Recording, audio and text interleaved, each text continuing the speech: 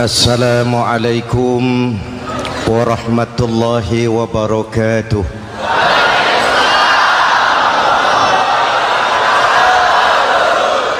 Alhamdulillahillazi ja'ala ramadhana syahra siyami lil mu'minin.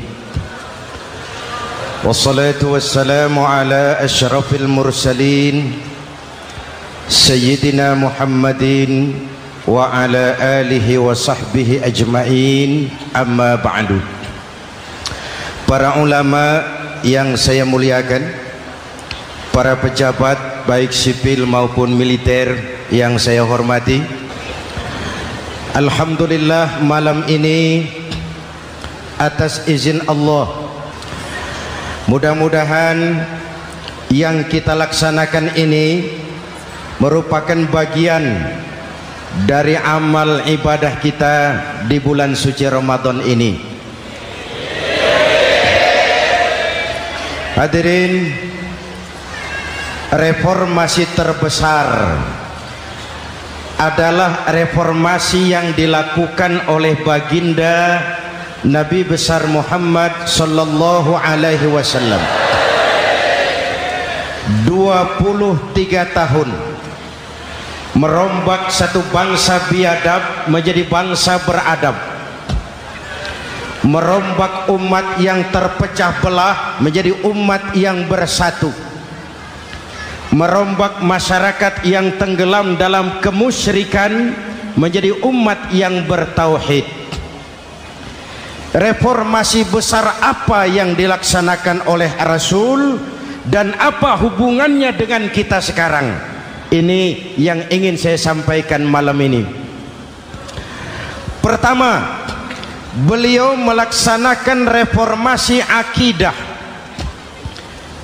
membebaskan manusia dari kemusyrikan, menyelamatkan manusia dari ketergantungan kepada benda. 13 tahun beliau berjuang di kota Makkah hanya untuk menanamkan la ilaha illallah Muhammadur Rasulullah. Dari sana segalanya dimulai, meletakkan fondasi. Saya yakin tidak ada Tuhan selain Allah dengan seluruh konsekuensinya.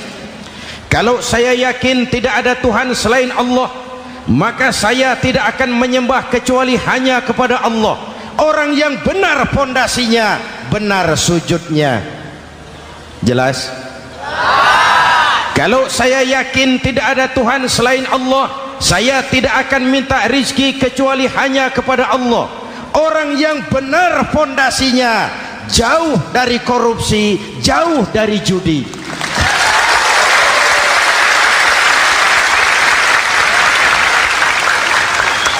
Kalau saya yakin tidak ada Tuhan selain Allah, saya tidak akan menggantungkan hidup kecuali hanya kepada Allah.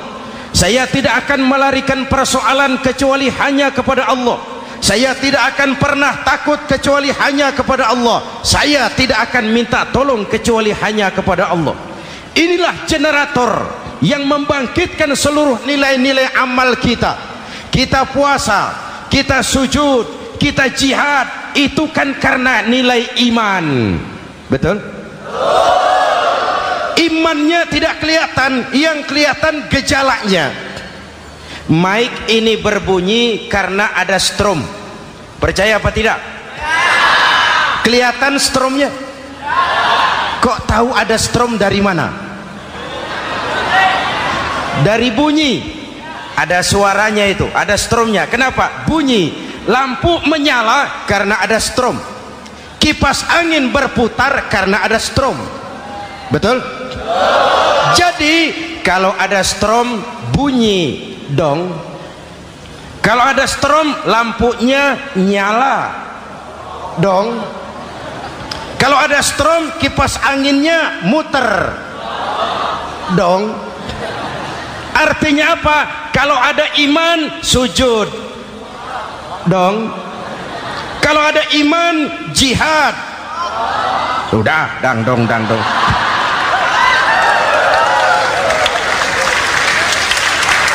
Seluruh amaliyah kita hanya refleksi dari nilai-nilai keimanan, maka dimulai dengan fondasi. Kalau fondasi kuat, apapun yang mau dibangun aman. Kalau fondasi rapuh, apa yang mau dibangun di atas fondasi yang rapuh? Karena itu, dengan tabligh akbar ini, pesan pertama saya, mari jaga nilai-nilai iman kita. Kita masih bergelut dengan zaman susah. Judi kembali merebak, narkoba meracuni remaja dan pemuda-pemudi kita, padahal dua-duanya sumber segala macam kemaksiatan. Judi mendidik orang jadi malas, dan sejarah belum pernah mencatat ada orang jadi kaya karena judi. Yang bangkrut, yang kere, yang melarat banyak.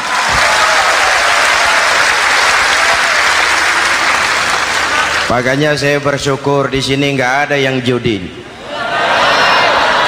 Nggak ada, mana saya nggak lihat di sini. Entahlah kalau di luar sini.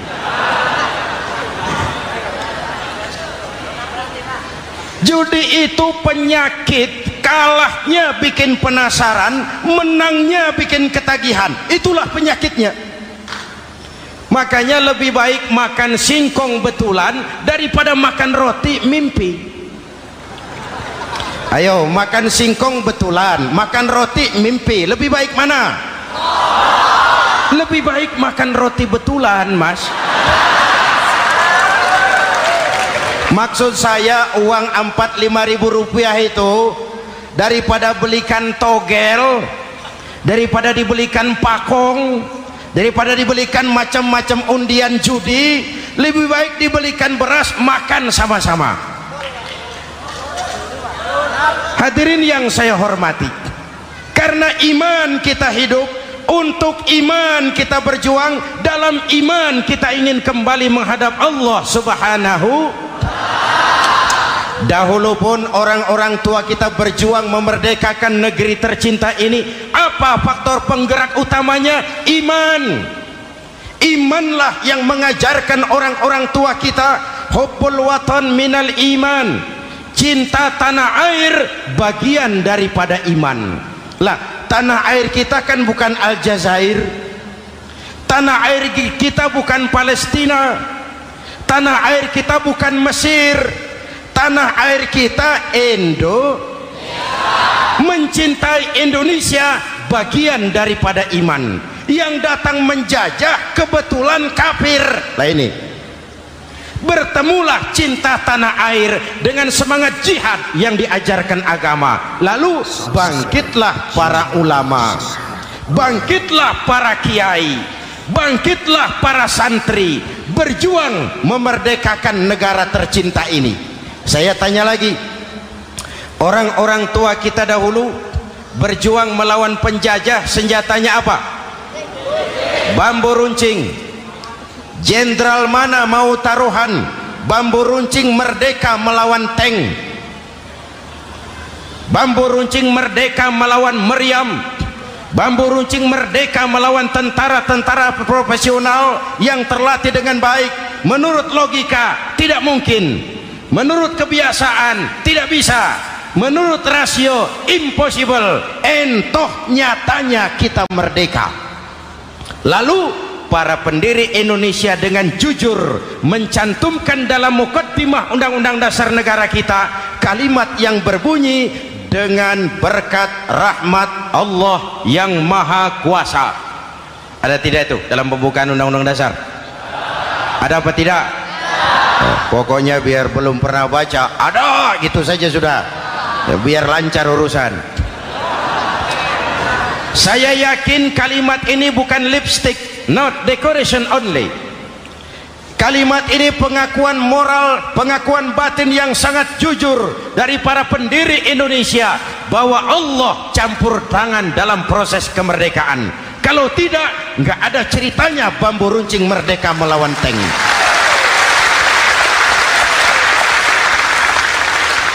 Kalau dulu iman untuk merebut kemerdekaan, sekarang iman untuk mengisi kemerdekaan. Betul? Betul? Karena itu jaga nilai-nilai iman, jangan tidur. kita sudah berhasil melaksanakan pemilu, sidang umum MPR sudah digelar, pemerintahan baru sudah terbentuk. Itu kita pilih bersama, kita dukung bersama. Mendukung itu tidak harus selalu iya, kulo nuwun semohon dawuh kumaha juragan wae oke bos. Mendukung tidak harus selalu iya, mendukung juga memberikan saran, kritik, perbaikan. Kenapa? Di mana-mana di dunia ini kekuasaan cenderung mau menang sendiri, kekuasaan cenderung untuk korup. Karena itu kalau kita cinta kepada pemerintah, kita harus mengawasi jalannya pemerintahan kita ini.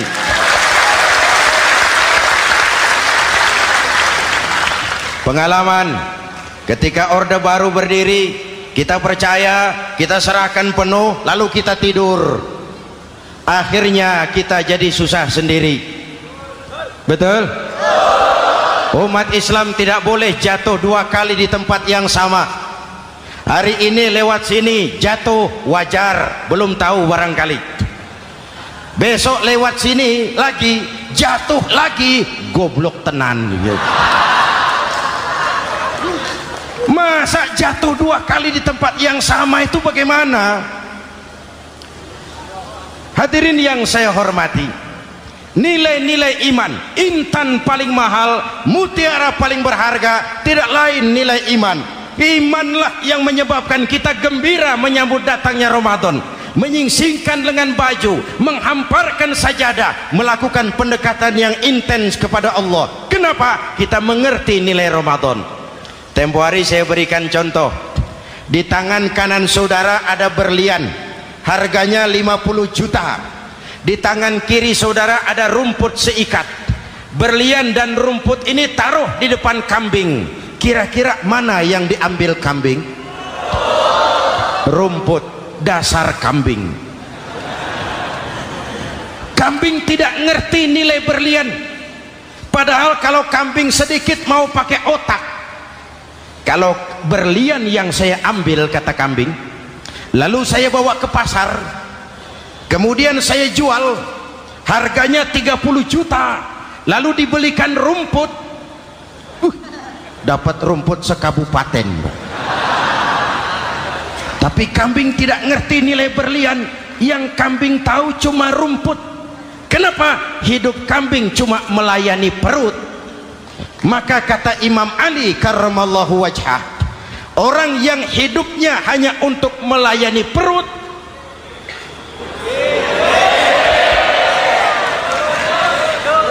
saudara yang ngomong ya, tanggung jawab. Saya kan cuma mulai, kenapa diterusin?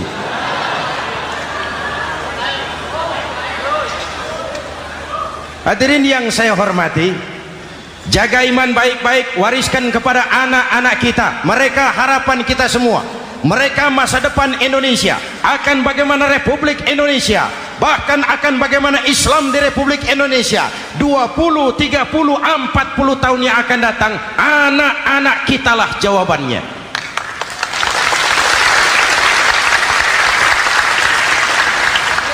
Mereka mau jadi apa, persilahkan, asal iman merupakan landasan hidupnya. Anak-anak kita boleh jadi jenderal asal jenderal beriman, boleh jadi pejabat, pejabat beriman, jadi pengusaha, pengusaha beriman. Kalau iman landasannya aman. Jadi pengusaha, pengusaha beriman, insya Allah timbangannya tidak curang, ekonomi lancar, masyarakat tenang. Jadi petani, petani beriman, insya Allah tidak menggarap tanah yang bukan miliknya.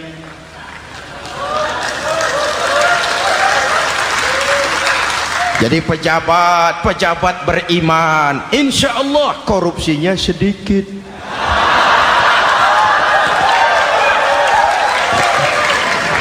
Jadi jenderal, jenderal beriman, insya Allah berjuangnya bersama ulama, bukan nangkepi ulama.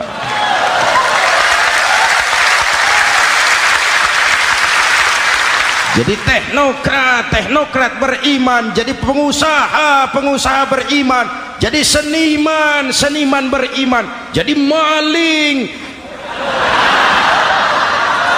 Nggak ada, mana ada maling beriman? iman landasannya, insya Allah aman. Ini yang pertama. Yang kedua, baginda Nabi melaksanakan reformasi sosial. Berupa apa? Membebaskan manusia dari ras diskriminasi, mengikat manusia dengan tali akidah. Diciptakan kita dari laki-laki dan perempuan, dijadikan kita bersuku-suku dan berbangsa-bangsa. Bahkan Quran memulai dengan kalimat syu'ub, wa ja'alnakum syu'uban wa qabaila. Kami jadikan kamu berbangsa-bangsa dan bersuku-suku agar kamu saling mengenal satu dengan yang lain. Saya ingin mengulangi imbauan saya, mari kita tingkatkan kerukunan, 3 macam kerukunan. Pertama, rukun antar umat seagama. Sesama muslim harus rukun. Ya Pak? Ya Bu?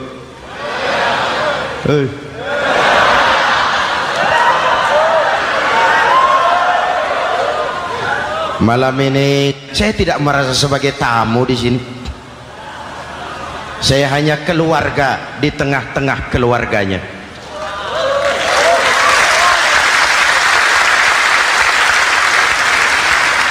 Di sepanjang Jawa kah saya, ke Sumatera kah saya, ke Kalimantan saya, ke Sulawesi saya, ke Irian Jaya saya, kemana saja saya pergi, di mana saja saya berada, saya hanya keluarga di tengah keluarganya.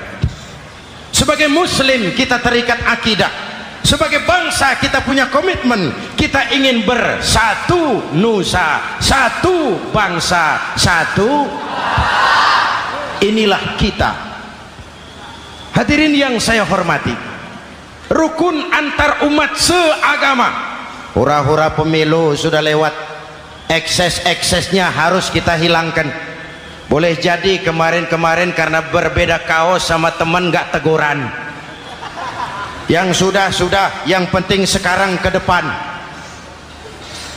Sudah capek kita rakyat diobok-obok. Sudah datang saatnya kita meluruskan saf, merapatkan barisan, menggalang semangat kebersamaan. Rukun antar umat seagama. Begitulah malam ini saya hadir di tengah keluarga sendiri. Yang mengikat kita apa? Akidah. Di masjid kita ditemukan, dan inilah simbol kehidupan umat. Tadi kita sholat isya dan tarawih di sini, menghadap ke arah yang sama, menyembah Allah Tuhan yang sama, melakukan gerak yang sama, membaca bacaan yang sama, dengan bahasa yang sama. Betul? Tapi kita datang dari segala penjuru. Kita datang dari sebelah lor, sebelah kidul, sebelah wetan, sebelah kulon. Di sini di masjid ini kita menghadap ke arah yang sama.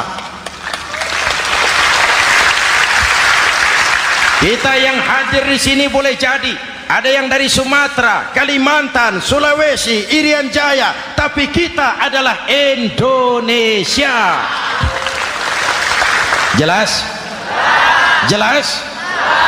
Saya sering kasih contoh, coba kalau sholat pakai bahasa masing-masing, ramai masjid, bingung malaikat. Ini Indonesia ramai karena tiap provinsi sholat pakai bahasa masing-masing. Kalau Riau bicara sendiri, Ambon bicara sendiri, Aceh bicara sendiri, Irian bicara sendiri, ramai masjid. Jelas? Jelas? Yang imam pakai bahasa Indonesia, takbir, Tuhan yang maha besar. Gagah sekali, bingung malaikat. Kembali kita kalau sholat pakai bahasa masing-masing. Betapa ramainya masjid, itu cermin dari bangsa yang tidak bisa menjaga kesatuan dan persatuan. Uni Soviet almarhum Al-Mal'un itu negara adidaya, negara adikuasa, bersama-sama dengan Amerika menjadi polisi dunia. Tetapi kemudian dihantam oleh glasnost yang kebablasan, Gorbachev terpental, Soviet pecah jadi negara kecil berkeping-keping.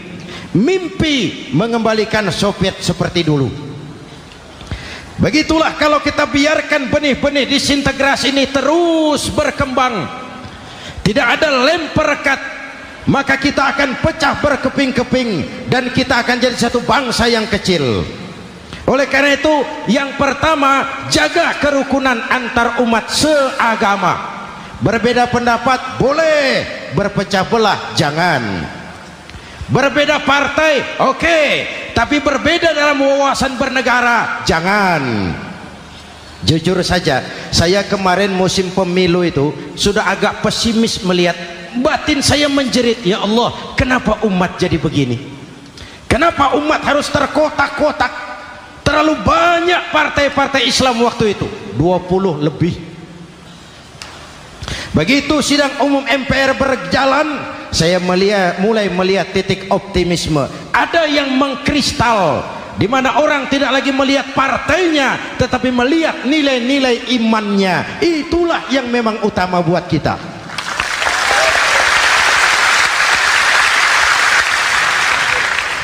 Ini yang pertama, rukun antar umat seagama. Yang kedua, rukun antar umat beragama. Beberapa hari yang lalu ada kejadian yang mengenaskan di Jakarta Timur, Cipayung. Peristiwa penyerbuan Yayasan Dolos. Hadirin yang saya hormati, kita tentu menyesalkan kejadian itu.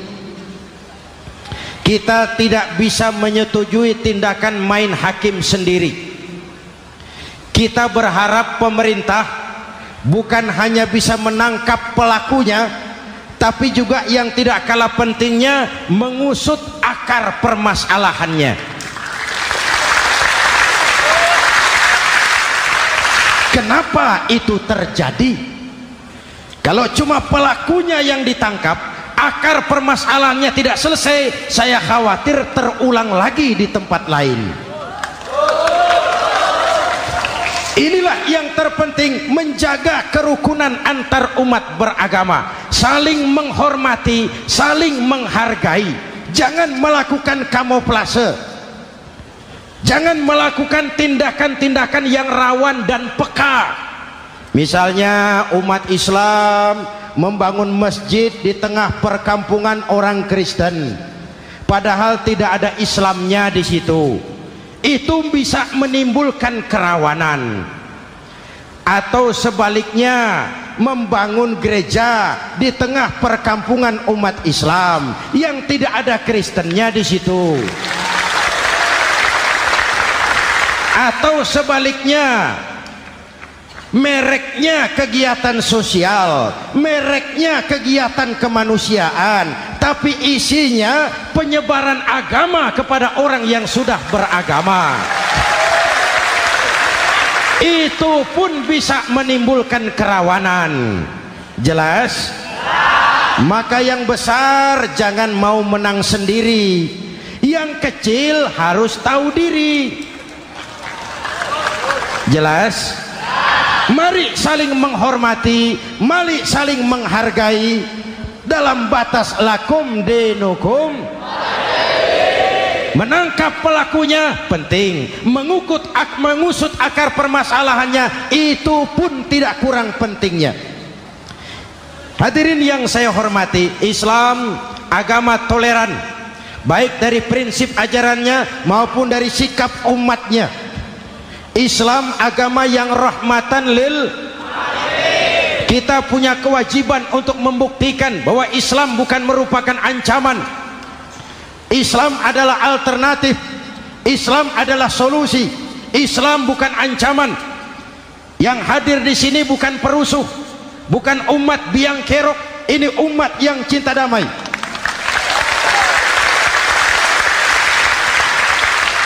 Ini umat yang tidak pernah mencari-cari musuh, tapi juga tidak akan pernah lari kalau bertemu musuh. Mari kita jaga kerukunan antar umat beragama. Jangan sampai peristiwa Dolos terulang lagi di tempat-tempat lain. Saling menghargai, saling menghormati. Jangan main hakim sendiri. tapi juga jangan mau menang sendiri. Hadirin yang saya hormati, dengan menjaga kerukunan antar umat beragama, akar keutuhan kita sebagai bangsa semakin terpelihara. Lalu yang ketiga, rukun antar umat beragama dengan pemerintah. Tadi kita sholat di sini ada imam, ada makmum, betul? Kalau makmum siapa saja boleh, Mas. Tidak ada pemilihan makmum. Fikih itu ketat kalau sudah memilih imam. Nih makmum siapa saja. Pak, itu orang pemabuk itu, boleh jadi makmum. Suka mencuri, Pak, boleh jadi makmum. Bacaannya tidak fasih, boleh jadi makmum. Ketinggalan 1 rakaat, boleh jadi makmum. Tapi tidak tiap orang boleh jadi imam. Kenapa? Imam mau mimpin orang banyak. Kalau dia bodoh, bagaimana nasib makmumnya?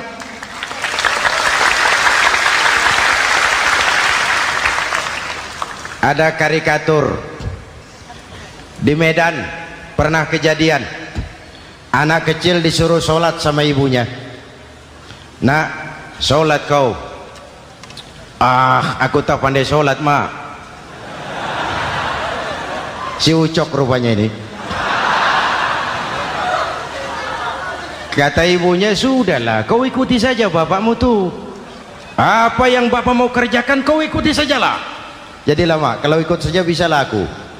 Berangkatlah anak ini kan, sholat di belakang bapaknya, jadi makmum.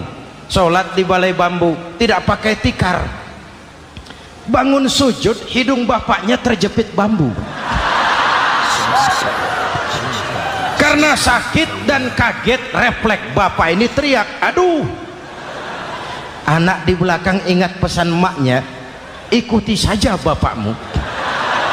Si anak ini malah pakai irama, aduh.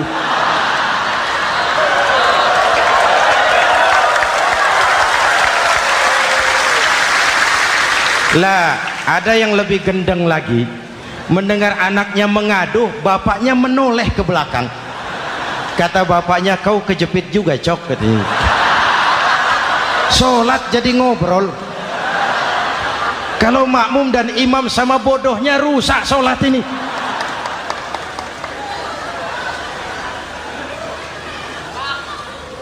Hadirin yang saya hormati,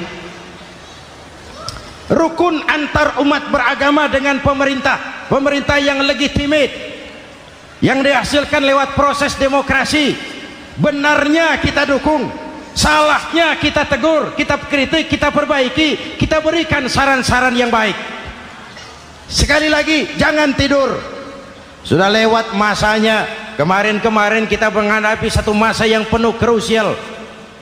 Sudah datang saatnya kita bersama-sama bahu-membahu mengatasi kesulitan besar yang tengah kita hadapi sekarang ini. Dengan 3 kerukunan ini, insya Allah keutuhan kita sebagai bangsa akan lebih terpelihara. Ini reformasi kedua.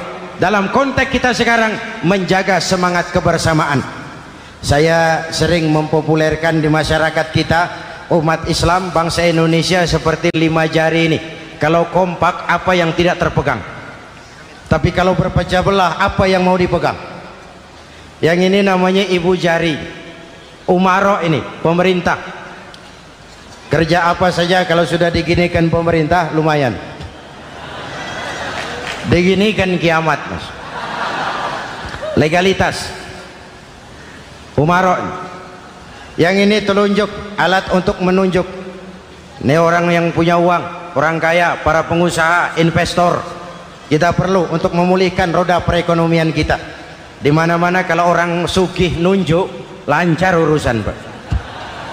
Coba kita yang melarat nunjuk-nunjuk ini, nggak laku, Pak. Makanya kata orang, serba salah jadi orang susah, tapi lebih susah jadi orang serba salah. Serba salah jadi orang susah, tapi lebih susah jadi orang serba salah. Telunjuk. Yang ini jari tengah lah ini, di tengah dia, ke kanan tidak, ke kiri tidak. milik semua golongan ini, netral. Siapa ini? TNI. Siapa ini? Cendekiawan. Siapa ini? Ulama idealnya itu. Milik semua, tidak kemana-mana tapi ada di mana-mana. Nggak bisa diajak suitan ini. Nggak ada anak-anak main kelereng suitnya begitu, itu nggak ada.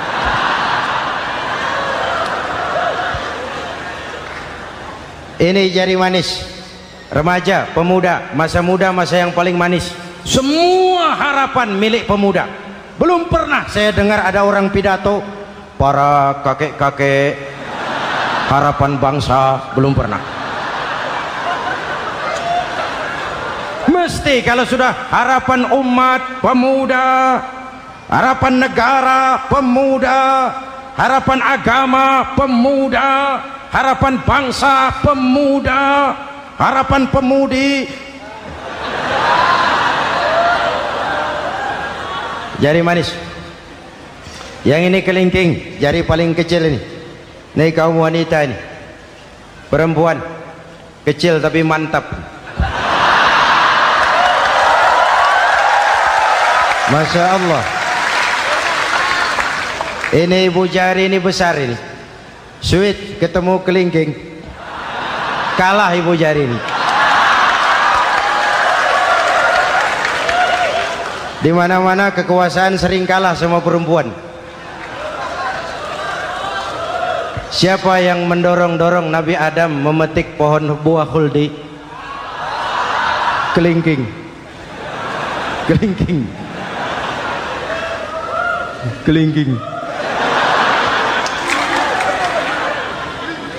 Julius Caesar tunduk kepada Cleopatra. Siapa Cleopatra? Kelingking. Napoleon, singa daratan Eropa, the lion of Europe, luas kekuasaannya, hebat tentaranya, bertekuk lutut di bawah kaki Margaret Josephine. Kelingking. Hadirin yang saya hormati, kalau 5 pilar ini bersatu, ringan sama dijinjing, berat sama dipikul, kita akan jadi satu bangsa yang kuat. Jelas? Jelas? Dengan Ramadan, dengan tabligh akbar malam ini, mari kita jaga semangat kebersamaan. Saya selalu mengingatkan, sekarang lebih banyak tukang kompor daripada tukang lem. Lebih banyak tukang kompor daripada tukang lem. Hangati sana, sulut sini, bakar sana, panasi sini, terbakar kita, dia lari tepuk tangan, dan kita yang rugi. Jelas? Jelas? Ini hal yang kedua.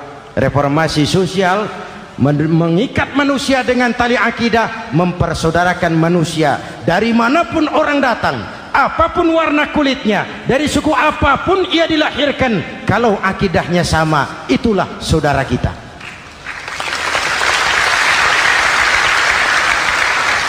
Kembangkan terus kerukunan antar umat seagama, antar umat beragama, dan antar umat beragama dengan pemerintah.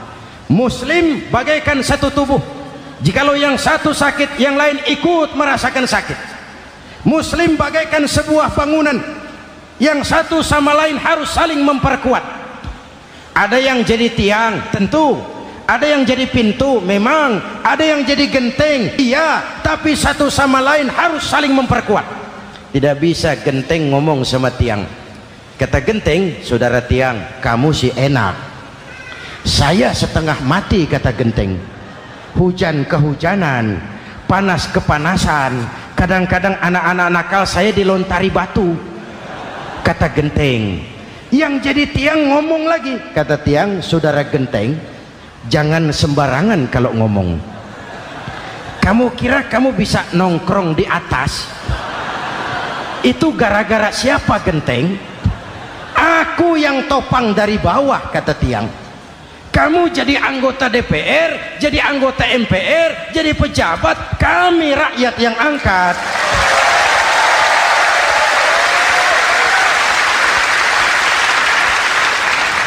Jangan waktu di bawah rajin ngamalkan ayat kursi, dapat kursi lupa sama ayat.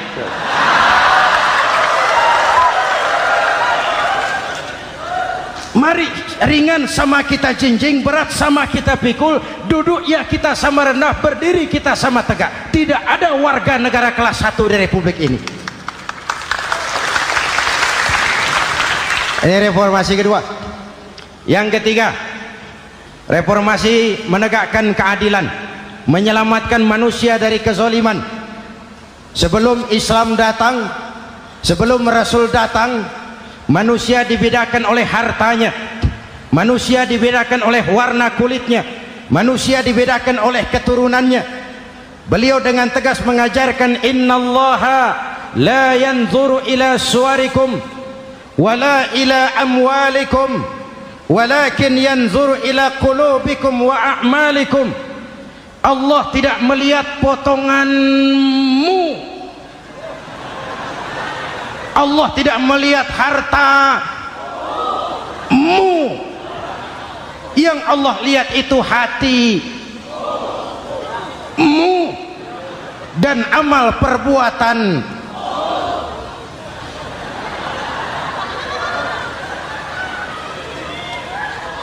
Perjuangan menegakkan keadilan. Hadirin yang saya hormati, itulah yang menyebabkan reformasi kita menggelinding, menuntut keadilan, baik keadilan di bidang politik, keadilan di bidang ekonomi, keadilan di bidang hukum. Nabi pernah mengingatkan, hakim, kata Nabi, itu ada 3 macam. Al-qudatu salasatun. Hakim ada 3 macam. 1 di surga, 2 di neraka. Hadirin yang saya hormati, siapa yang hakim ke surga itu? Ada hakim yang tahu tentang kebenaran, lalu siap melaksanakan kebenaran itu, menghukum dengan kebenaran apapun resikonya, walaupun dimusuhi atasannya, walaupun bertentangan dengan nuraninya, karena itu orang yang dia sukai, tapi dia tetap melaksanakan hukum. Hakim yang mengerti tentang kebenaran sesuatu lalu melaksanakan hukum dengan kebenaran itu yang akan sampai ke surga.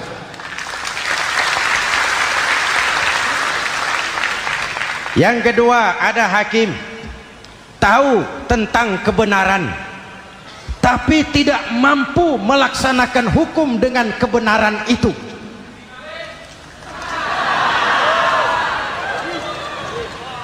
Tahu sesuatu itu benar tetapi tidak punya nurani untuk membela kebenaran, mengetahui kebenaran tapi tidak berdaya untuk memperjuangkan kebenaran.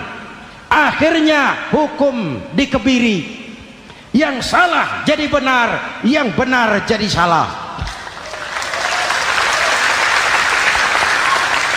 Itulah realita yang kita rasakan selama ini. Yang baca Quran dengan suara merdu dapat piala, yang mengamalkan Quran dengan konsekuen dapat penjara, yang berteriak-teriak menegakkan keadilan dianggap aneh, yang korupsi habis-habisan hidup terhormat.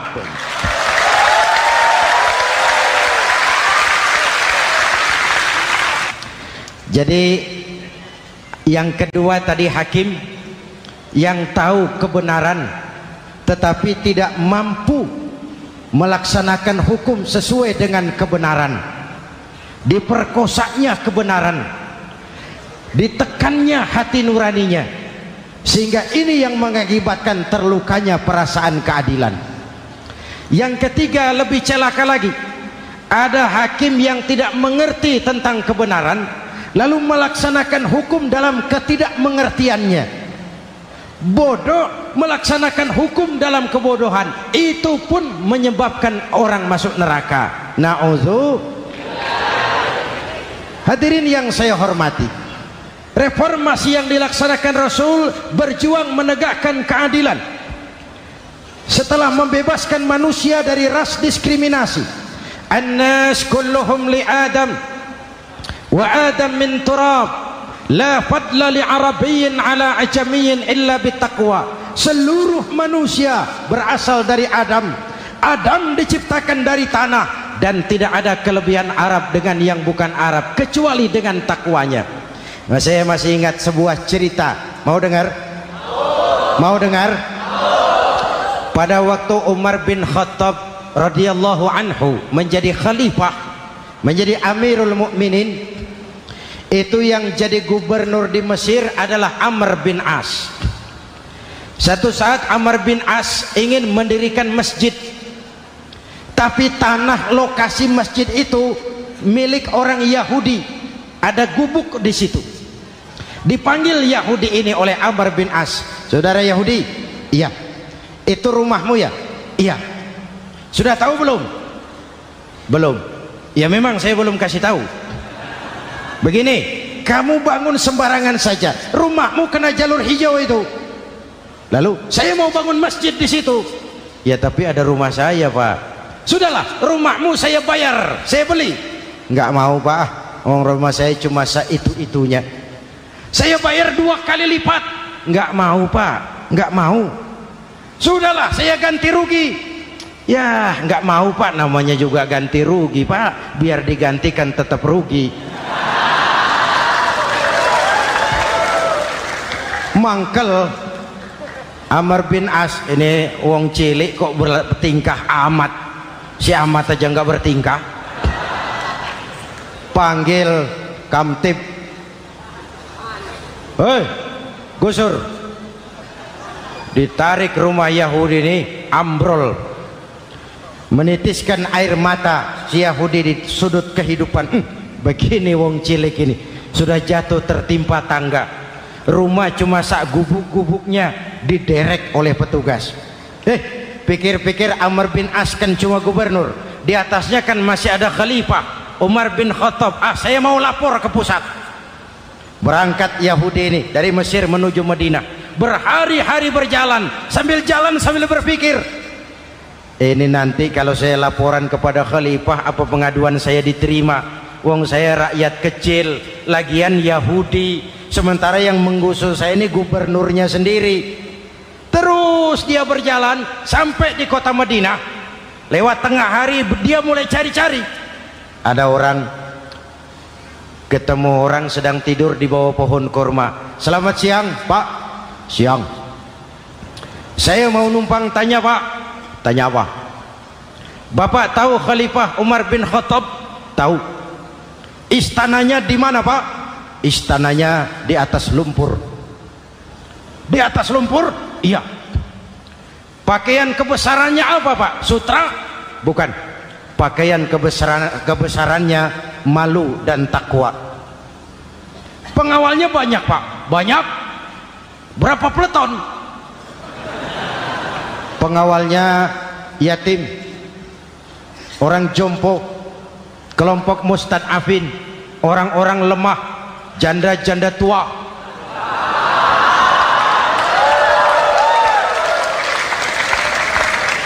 Itu pengawalnya.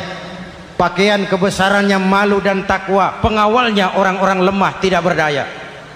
Kok begitu, Pak? Begitulah Umar bin Khattab.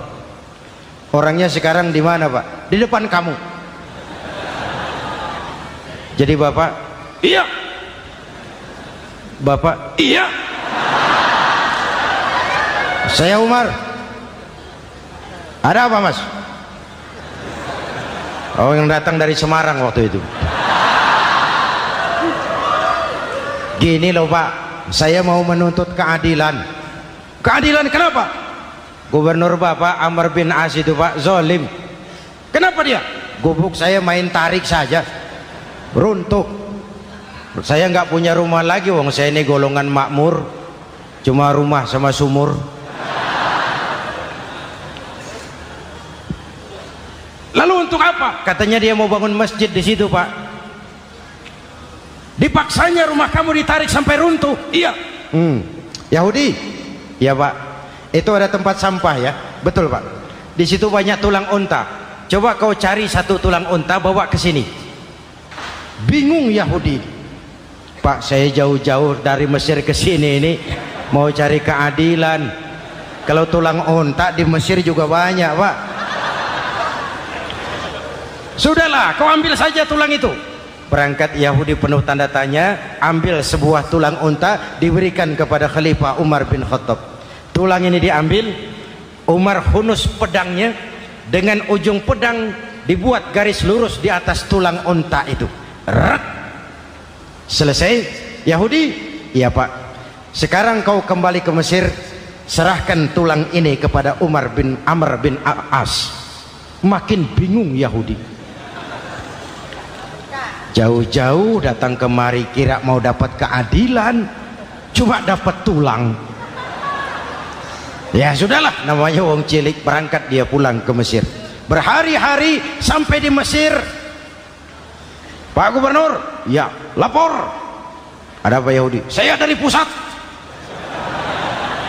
Loh, kamu dari Madinah? Iya Pak. Ngapain sih kamu ke sana-sana? Nuntut keadilan. Kamu bertemu Khalifah? Ketemu Pak. Terus tulang.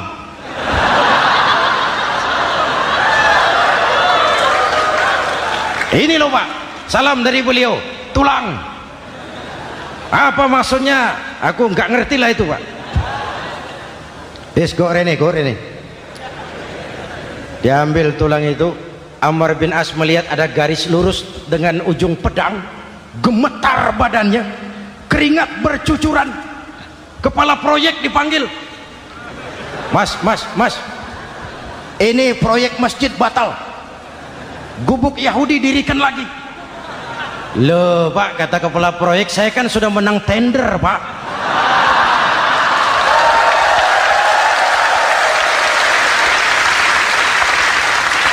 Wes, gak ada urusan, sampean mau menang mau kalah tender, proyek batal.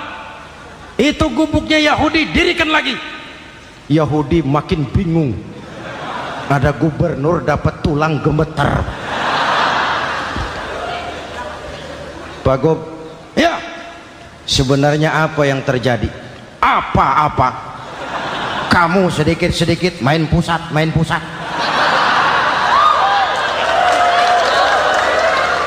Yang ngomong dulu toh. Ya kan awalnya saya sudah ngomong Pak, tapi gubuk saya tetap ditarik. Percuma ya saya ke pusat Pak. Saya dapat teguran keras dari Khalifah. Tahu kau apa artinya ini? Seolah beliau berkata, "Hei Amr bin As, jangan mentang-mentang sedang berkuasa kau bertindak seenakmu. Berlaku lurus dan adillah kamu seperti lurusnya garis di atas tulang ini."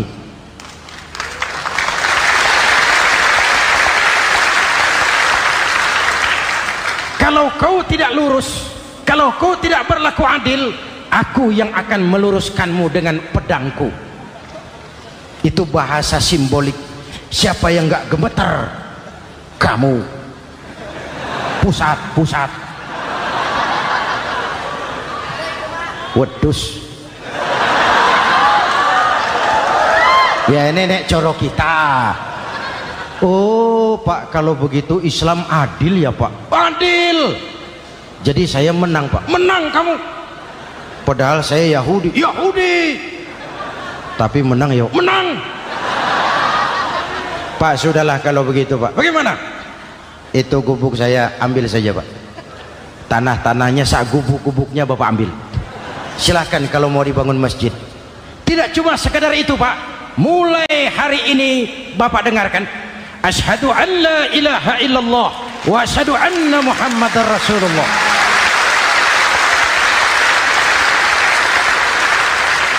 Yahudi bisa menang perkara menghadapi gubernur.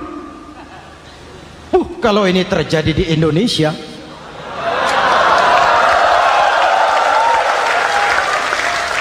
amin.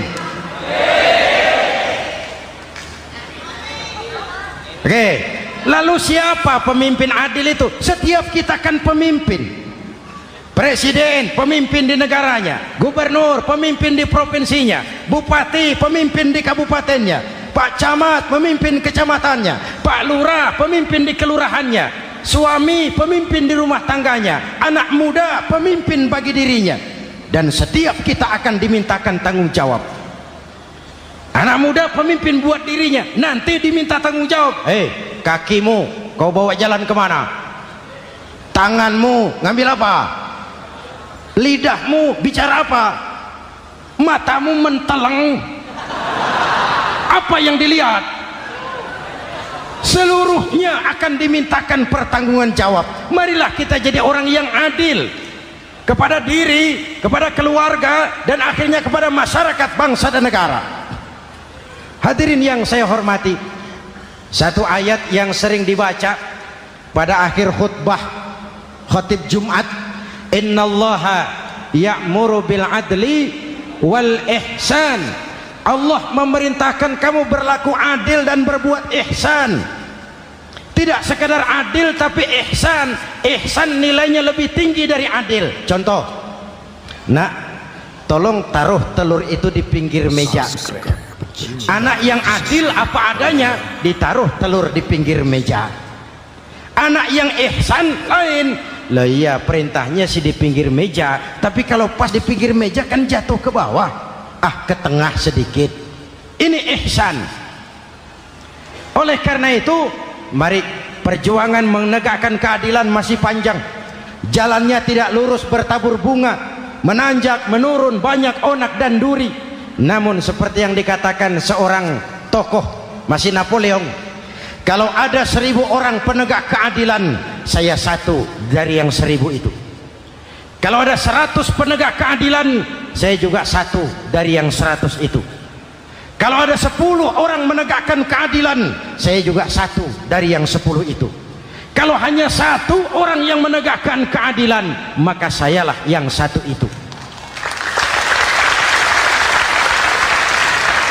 Tetap konsisten berjuang menegakkan keadilan, walaupun besok langit akan runtuh, walaupun besok akan kiamat, keadilan tetap harus ditegakkan. Ini reformasi yang ketiga, menegakkan keadilan, mengayomi masyarakat dengan hukum yang tegas. Dan Rasul menjadi contoh. Ini yang hebat. Misalnya beliau berkata, wallazi nafsi biyadih, law anna Fatimah binti Muhammadin saraqat laqata'a Muhammadun yadaha. Demi Allah, andai kata Fatimah putri Muhammad mencuri, jangan orang lain, Muhammad sendiri yang akan memotong tangannya. Hukum berwibawa, masyarakat terlindungi. Kenapa? Nabi jadi contoh. Jelas? Beliau mengajarkan orang beramal. Kepada putrinya beliau mengatakan apa? I'mali ya Fatimah, i'mali fa inni la ughni anki minallahi syai'a. Fatimah, beramal kau. Fatimah, beramal kau. Fatimah, sholat kau. Fatimah, puasa kau. Fatimah, zakat kau. Fatimah, haji kau. Kalau kau tidak beramal Fatimah, aku ayahmu Rasulullah tidak akan sanggup membelamu di akhirat nanti. Ini keadilan. Tidak mentang-mentang putri kesayangan Nabi lalu sudah Fatimah kamu nggak sholat nggak apa-apa, nanti di akhirat ada papi. Jauh dari semangat nepotisme. Putri beliau sendiri ditekankan, i'mali ya Fatimah fa inni la ughni anki minallahi syai'a. Beramal kau Fatimah, kalau kau tidak beramal, aku ayahmu tidak akan sanggup membela kamu di akhirat nanti. Inilah inti dari nilai keadilan. Jauh dari nepotisme, apalagi kolusi. Hadirin yang saya hormati, lalu saya masuk kepada yang keempat. Reformasi keempat yang dilaksanakan oleh baginda Rasul, menyelamatkan manusia dari gaya hidup sekuler, menyelamatkan manusia dari gaya hidup materialis, mengajarkan keseimbangan. Ada hidup sesudah mati, ada akhirat sesudah dunia. Betul? Betul? Kalau saja tidak ada hidup sesudah mati, kalau saja tidak ada akhirat sesudah dunia, persilahkan hiduplah saenae, nek perlu saenae udelmu dewe. Sayang. Ada hidup sesudah mati, ada akhirat sesudah dunia. Ini semua calon-calon jenazah.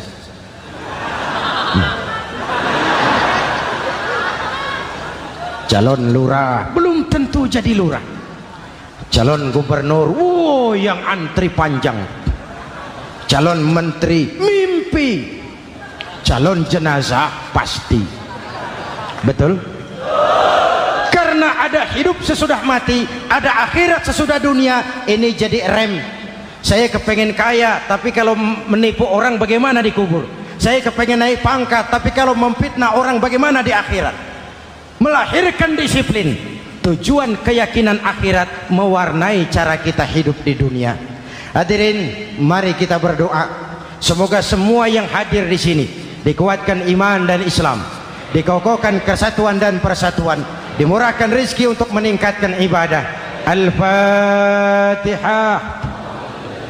Bismillahirrahmanirrahim. Alhamdulillahirabbil alamin. Arrahmanirrahim. Maliki yaumiddin. Iyyaka na'budu wa iyyaka nasta'in. Ihdinas siratal mustaqim. Siratal ladzina an'amta 'alaihim ghairil maghdubi 'alaihim waladdallin. Amin. Nanti di akhir doa sama-sama kita kumandangkan kalimat tauhid. Bismillahirrahmanirrahim. Amin. Alhamdulillahirabbil alamin.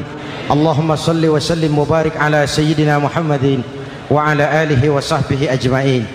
Allahumma rabbana taqabbal minna salatana wa siyamana wa qiyamana wa takhashu'ana wa ta'abbudana wa tammim taksirana ya arhamar rahimin. Allahumma ja'alna minas su'ada'il maqbulin wa la taj'alna minal ashqiya'il mardudin. Ya Allah, dengan sepenuh perasaan dan pengharapan, dengan segala kerendahan dan kelemahan, kami bermohon kehadirat-Mu. Tautkan hati kami bangsa Indonesia, satukan langkah kami untuk menata hari esok yang lebih baik. Karuniakan kami pemimpin-pemimpin yang takut kepadamu dan sayang kepada kami. Berikan mereka kekuatan zahir dan batin untuk membawa kami rakyat dan bangsa Indonesia keluar dari kesulitan besar ini menuju masyarakat yang adil dalam kemakmuran dan makmur dalam keadilan di bawah naungan ridha-Mu. Ya Allah, selamatkan kami dari perpecahan, selamatkan kami dari pertikaian, selamatkan kami dari bahaya kemunkaran dan kezaliman. Rabbana hab lana min azwajina wa dhurriyyatina qurrata a'yun waj'alna lil muttaqina imama. Afdalu ma qultuhu ana wan nabiyyuna min qabli. La ilaha illallah.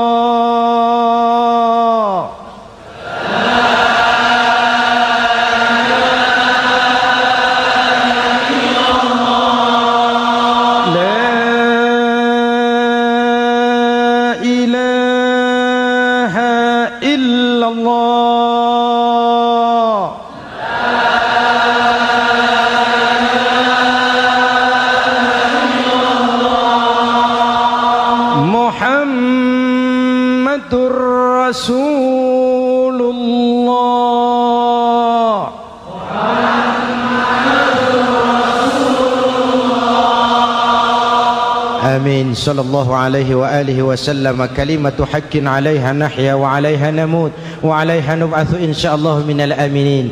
ربنا آتنا في الدنيا حسنة وفي الآخرة حسنة وقنا عذاب النار. وآخر دعوانا أن الحمد لله رب العالمين.